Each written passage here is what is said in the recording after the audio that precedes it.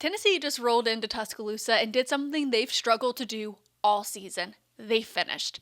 And for the first time since that Houston win, this is a team that looks like they believe they can win in March. I'm Paige Dower. This is the Sports Page. They understood we had to get some things right. They really approached this past week with a great mindset, and we were able to carry over a lot of what we talked about. This was more than just a road win in the SEC for Tennessee. It extended their win streak against Alabama to 5, the longest since the 1960s, and it also answered probably the most important question surrounding this team. Could they actually execute late, against good teams, and away from home? Because up until Saturday, that answer was a resounding no. You could look at their major losses on the season, and Tennessee failed to execute late in games against all of those teams. Kentucky, it's a near 5.5-minute scoring drought where the Wildcats have a trio of pick sixes. Against Syracuse, it's 2 turnovers late in the game. Tennessee never able to regain the lead. Against Illinois, no field goals the last 4 minutes. Then even Florida, it's 3 of 8 made field goals in the final few minutes of the game in a matchup that wasn't close after the first 10 minutes. Even earlier in the season against Kansas, they went nearly an 11-minute period in the second half with just 2 made baskets. So Saturday answered so many questions for this team. And a part of their win against the Tide, they had 3 major wins against Alabama that I think will propel them heading into March and help them maintain the belief that they can win come the postseason. And the number one winning factor for Tennessee of 3 was their late game composure. Rick Barnes has been asking this group all season if they can do it in practice, and then can you do it again when the lights are on? Against Alabama, Tennessee finally showed it. Inside the final 4 minutes, watch it here, Jacoby Gillespie has the ball knocked loose, and there were a couple of untimely turnovers late, but this time the response was different. You could see him talking to Rick Barnes here, like Jacoby took accountability, and that helped the team stay locked in. Because what was important after that turnover was this team did not fall apart. It maintained its composure. It stayed locked in both defensively and offensively, and they had effort late, something that Rick Barnes was pretty relieved to see finally translate to game time. We can still be better. We still made now we played hard, but we can still get a little bit smarter at the end of the game with some situations. But I thought our poise and our demeanor was really good. And Tennessee's ability to maintain that composure will be tested time and time again. And next up is Georgia, and there's no question that this will be a motivated Bulldogs team who just slipped out of the top 25 following a 20-point loss to Texas. They're a dangerous team because of how and why they're motivated, similarly to Kentucky and the amount of road warrior mentality that they had entering their game against Tennessee and what happened in that matchup. But for the most part, the pressure, the point guard, it's on Jacoby Gillespie. He has to maintain a certain level of care for the ball, especially late in games, something he even acknowledged after the Alabama win. I mean, I still turned it over at the end, but I think we got stops too, so it kind of made up for the mistakes we made, and we also was making our free throws, so. I have always wanted a perfect smile. Today's Smile Express is going to help me to hopefully get a perfect smile. With the help of Smile Express, I can actually get my perfect smile within 20 weeks. Not to mention how the staff is so friendly and helpful. Here they were taking a couple pictures just to do a before and after once we're done with the process. I honestly thought it was so cool how you could actually see my teeth 3D printed on the screen. And I'll show you guys how they're expected to look once the treatment is done. I am so happy and excited to share this with you guys because Smile Express is about to give me a straight smile. Now, the second one of the night, it was JP Estrella, and I'd say this one was one that was building quietly in the background. You can compare SEC play to the beginning of the season, and his minutes were down significantly. You could see that his role not only was fluctuating, but it looked like it was starting to dwindle if he wasn't going to make a change happen soon. His minutes went from 14 to under 12 inside conference action, and for JP Estrella, who had been battling a number of injuries throughout his career, confidence and patience are huge when it comes to a person like him. As far as what VFL John Folkers had said on Live Ball, he's like, patience is huge for big men, especially in a Rick Barnes system. So he felt that it was only a matter of time before we saw the version of JP Estrella that we saw on Saturday. And I'd say the biggest sign to me that, let's say, JP Estrella was back, not only did he get his first start of the season, but he had a certain look on his face. I mean, you could see it here. It's in the opening minutes of the game, and he's kind of like mean mugging. I mean, he is absolutely locked in, and it's a certain kind of look that I've noticed several times this season, most notably against Illinois, and it reemerged again Saturday, and I had to ask him about that a couple of weeks ago and what that switch means to him. Like just lock in a little bit more because I have a pretty goofy personality. So I mean, when it comes to game time, I'm pretty locked in. But especially those last couple minutes of the games, I really just tell myself, "Yo, lock in, chime in, don't worry about nothing else."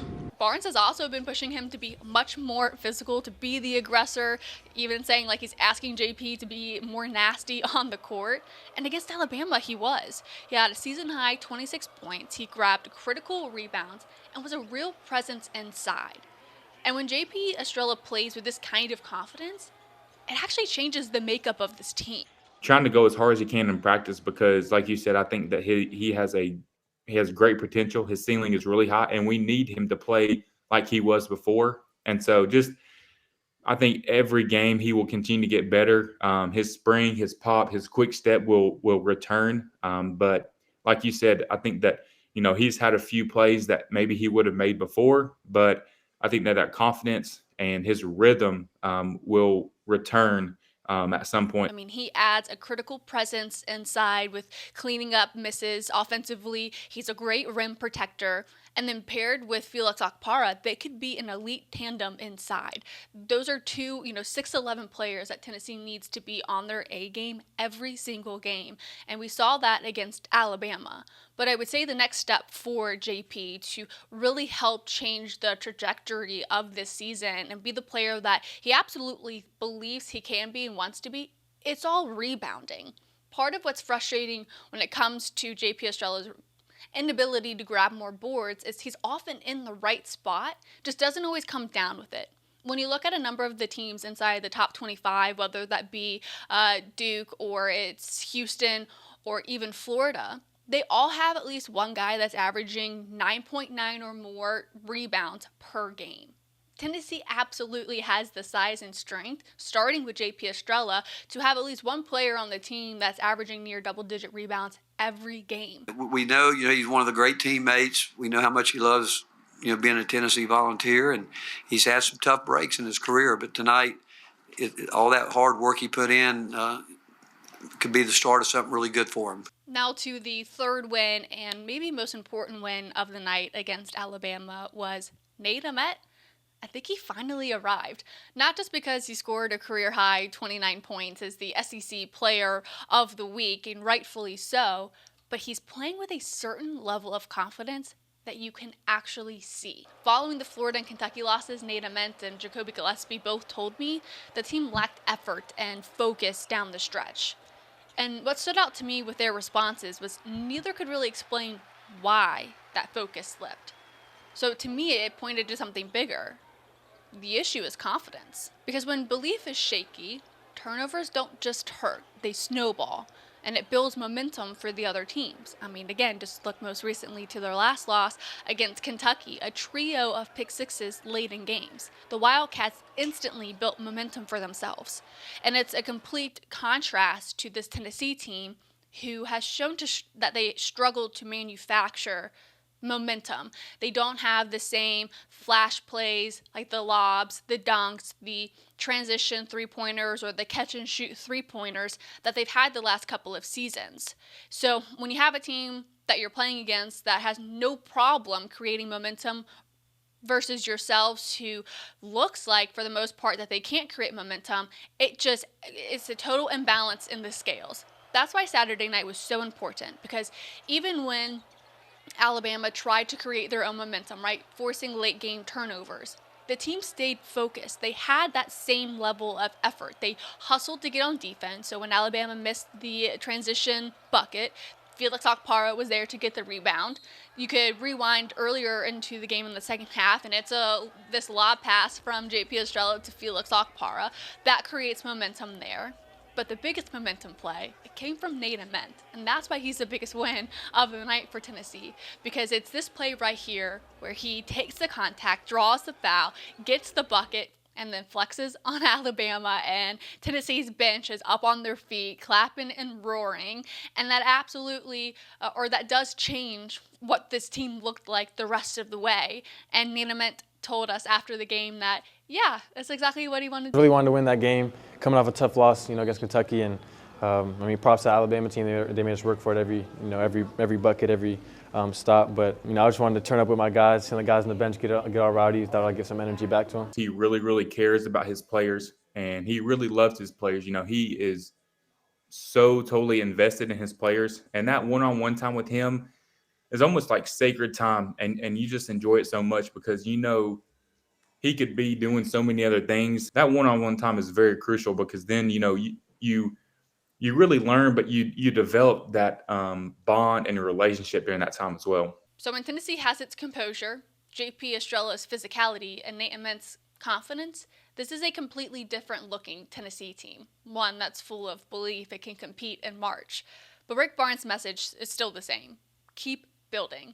And it's a mindset that they'll need next up when they take on Georgia, who will certainly be motivated, and certainly against Auburn, who just took down who was regarded as the best team in the country, or at least in the SEC, in Florida. These will be teams who are motivated for two very different reasons. Makes them two very dangerous matchups for Tennessee. But we'll hear from them later this morning, so we'll have some stuff up on our website, fulldisclosurepro.com, on everything that the coaching staff and players said ahead of their matchup against Georgia. And I'll be back tomorrow to talk all things Lady Vols, being the only undefeated team in the SEC, and their next test coming up as well. I'll talk to you guys again tomorrow.